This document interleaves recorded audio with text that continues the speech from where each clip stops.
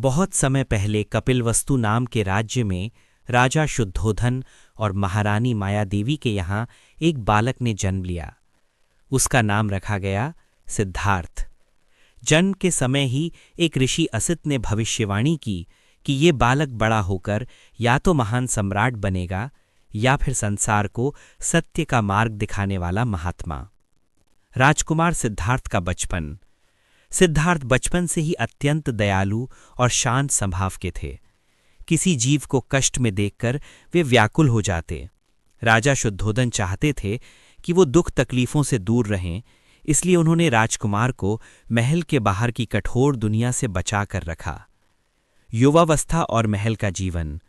युवावस्था में सिद्धार्थ का विवाह यशोधरा से हुआ और उन्हें एक पुत्र प्राप्त हुआ, राहुल। महल में सब सुख सुविधाएं थीं, पर उनके हृदय में हमेशा कुछ अधूरापन और जिज्ञासा रहती, जीवन का असली सत्य क्या है। 4 दृश्यों ने बदल दी दिशा। एक दिन सिद्धार्थ ने महल से बाहर जाने की अनुमति ली। बाहर उन्होंने 4 दृश्य देखे। एक बूढ़ा व्यक्ति, एक बीमार व्यक्ति, एक मृत शरीर और एक सन्यासी। इन दृश्यों ने उन्हें विचलित कर दिया। उन्होंने समझा कि जीवन अनित्य है।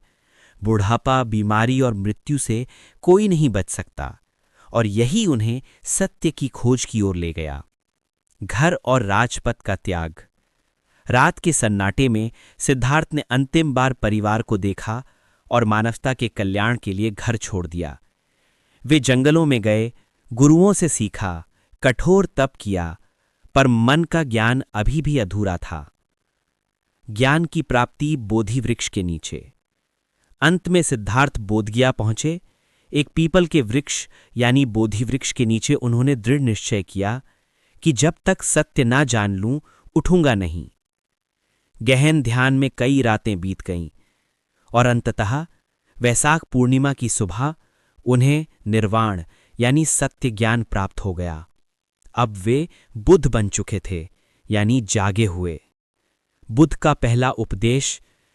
बुद्ध ने अपना पहला उपदेश सारनाथ में 5 शिष्यों को दिया, जिसे धर्म चक्र प्रवर्तन कहा जाता है।